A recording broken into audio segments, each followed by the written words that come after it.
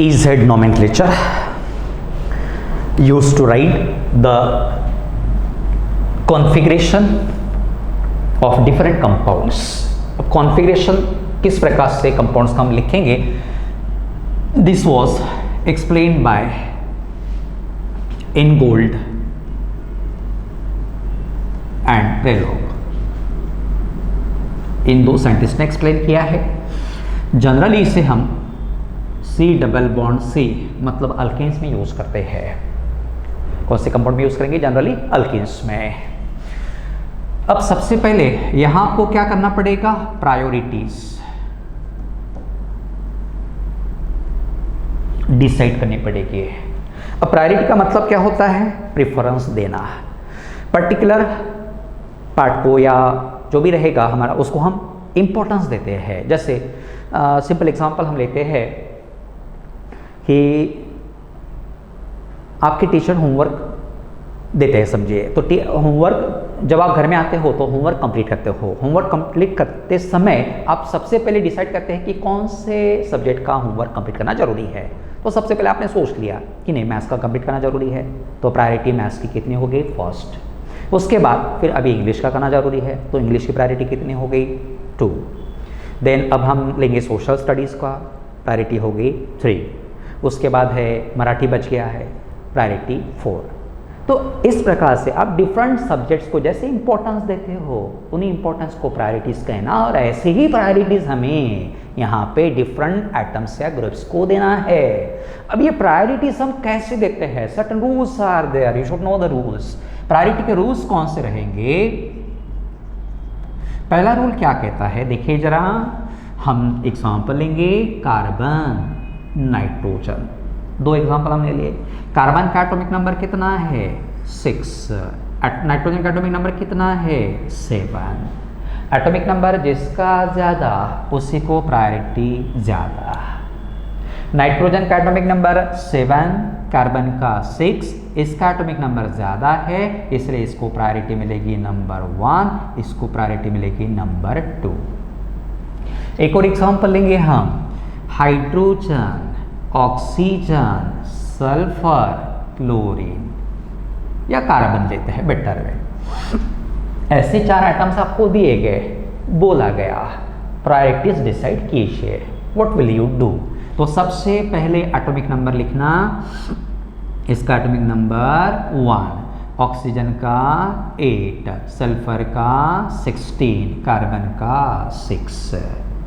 सबसे ज़्यादा atomic number किसका है? सल्फर का, इसलिए प्रायोरिटी 1.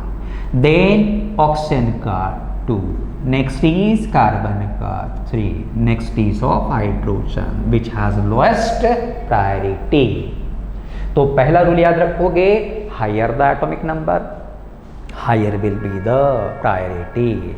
एटॉमिक नंबर जितना ज़्यादा उतनी प्रायोरिटी ज़्यादा.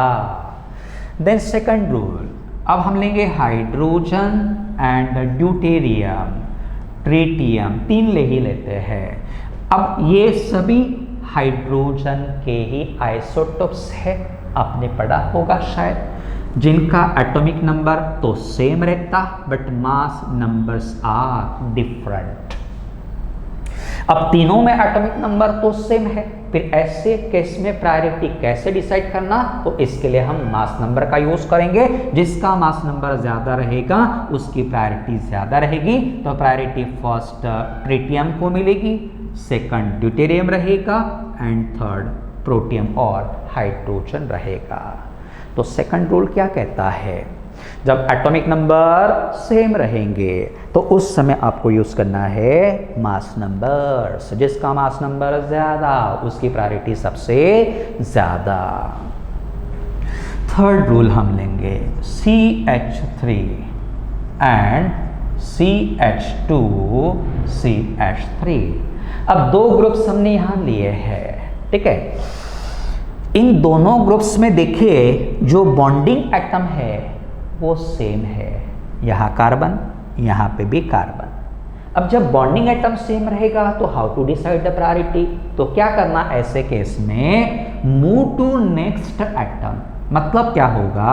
तो पहला बॉन्डिंग एटम कार्बन, उसके बाद हाइड्रोजन कितने हैं? 3, 3 बार H लिखना। फिर इसमें क्या होगा, बॉन्डिंग एटम सेम, उसके बाद 2 हाइड्रोजन लिखना, उसके बाद कार्बन रहेगा और उसके बाद 3 हाइड्रोजन रहेंगे। इस प्रकार से आपको लिख लेना पड़ेगा। अब देखना यह bonding atom carbon carbon same है, डिस्क्रिमिनेशन नहीं होगा। नेक्स्ट हाइड्रोजन सेम है, नेक्स्ट हाइड्रोजन सेम है, डिस्क्रिमिनेशन नहीं होगा। Next is hydrogen here and here is carbon. अब आप दोनों को डिस्क्रिमिनेट कर पाएंगे। हाइड्रोजन का एटॉमिक नंबर 1, कार्बन का एटॉमिक नंबर 6, ज्यादा किसका है, कार्बन का। इसीलिए यहां प्रायोरिटी कौन से ग्रुप की ज्यादा रहेगी, CH2 CH3 first priority and CH3 has second priority. तो आपको थर्ड रूल याद रखना पड़ेगा, जब बॉन्डिंग एटम सेम रहता है, move to next atom up to that atom where you can decide the priority. Number 4, C double bond C लेते हैं। तो देखिए अब यहां डबल बॉन्ड है, इस डबल बॉन्ड को क्या कंसिडर करना, डुप्लीकेटेड। डबल बॉन्ड है तो क्या कंसिडर करना, डुप्लीकेटेड। डुप्लीकेटेड का मतलब क्या होगा, तो हर कार्बन दूसरे 2 कार्बन से बॉन्ड बनाएगा। अब ये पहला कार्बन तो बॉन्ड बना लिया, दूसरा कार्बन यहाँ पे इस प्रकार से रहेगा। ये भी कार्बन 2 के साथ बॉन्ड बनाएगा, पहला कार्बन तो ये हो गया, दूसरा कार्बन यहाँ अपने मन से लिखना, ये आपको अपने मन से लिखने पड़ेंगे। देखिए यहां दिख रहा, हर कार्बन ने 2 कार्बन के साथ बॉन्ड बनाए, 1 2। This carbon has form the bonds with 2 carbon atoms, 1 2, इसलिए इसको डुप्लीकेटेड कहना। Then C double bond O इस प्रकार से है, तो इसको आप कैसे लिखोगे, C। अब कार्बन और ऑक्सीजन के बीच में डबल बॉन्ड है, तो हर कार्बन 2 ऑक्सीजन के साथ बॉन्ड बनाएगा, ये पहला बॉन्ड, ये दूसरा बॉन्ड। हर ऑक्सीजन 2 कार्बन के साथ बॉन्ड बनाएगा, ये पहला बॉन्ड, ये दूसरा बॉन्ड हो गया। अब इसको भी डुप्लीकेटेड कंसीडर करोगे। अब क्वेश्चन है कि 2 में से which one has higher priority, how to decide. तो यहाँ ये carbon carbon, here oxygen. Carbon का एटॉमिक नंबर 6, ऑक्सीजन का atomic number 8, which one is higher, 8। Therefore, C double bond O has higher priority than C double bond C. इसको priority ज्यादा मिलेगी, इसको priority कम मिलेगी। Next rule, C triple bond C।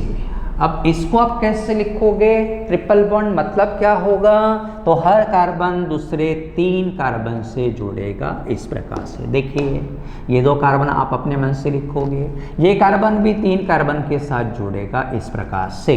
हर carbon दूसरे 3 carbon से जुड़ गया, इसलिए ट्रिप्लीकेटेड कहना। क्या कहोगे, triplicated. Then C triple bond N को हम लेंगे, तो अब बताइए C कितने नाइट्रोजन के साथ जुड़ेगा, 3 नाइट्रोजन के साथ। और नाइट्रोजन कितने कार्बन के साथ जुड़ेगा, 3 कार्बन के साथ, ट्रिप्लीकेटेड। अब इन दोनों में किसकी प्रायोरिटी ज्यादा, हाउ टू डिसाइड। तो ये कार्बन सेम हो गया, यहाँ कार्बन है, यहाँ नाइट्रोजन है। कार्बन का एटॉमिक नंबर 6, नाइट्रोजन का 7, किसका ज्यादा है, नाइट्रोजन का। इसलिए C triple bond N has higher priority than C triple bond C। इस प्रकार से आपने प्रायोरिटीज डिसाइड कर ली। अब हमें क्या करना है, हमें डिसाइड करना है वेदर A और Z। How to decide, C double bond C, यहाँ हायर प्रायोरिटी ग्रुप मिल गया, ये भी हायर प्रायोरिटी ग्रुप मिल गया, समझो। Sorry, this will be of lower priority. ये हायर प्रायोरिटी हो गया तो ये लो प्रायोरिटी रहेगा, ये हायर प्रायोरिटी हो गया तो ये लो प्रायोरिटी रहेगा। अब देखिए हायर प्रायोरिटी वाले जो ग्रुप्स है, कार्बन कार्बन डबल बॉन्ड के सेम साइड में है, इसलिए आइसोमर को कहना Z isomer. Z obtained from ज़ूसामेन। ज़ूसामेन का मतलब होता है सेम, इसलिए इस आइसोमर को आप Z कहोगे। और अगर आइसोमर इस प्रकार से है, higher priority here, higher priority, now opposite side, lower priority low priority, तो इसको कहना ई आइसोमर। ई मतलब अपोजिट, ये कहाँ से आया है? एंटजेजेन। एंटजेजेन का मतलब होता है अपोजिट। तो जब सेम प्रायोरिटी वाले ग्रुप अपोजिट साइड में रहते हैं कार्बन कार्बन डबल बॉन्ड के, तो उसे ई आइसोमर कहना। अब कुछ एग्जांपल्स हम देख लेते हैं।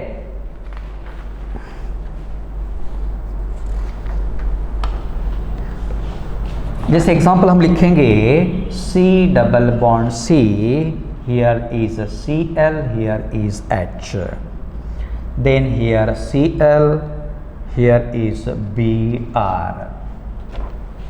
तो अब देखिए जरा यहां पे प्रायोरिटी कैसे रहेगी।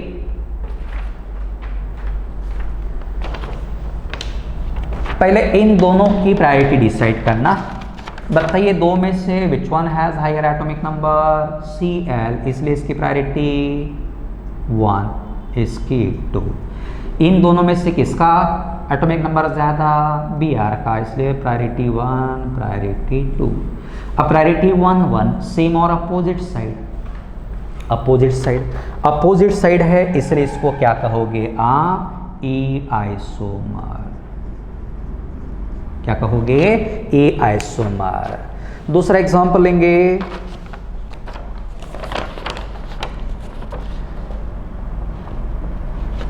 Cl डबल बॉन्ड यहाँ H, here is Br, here is Cl।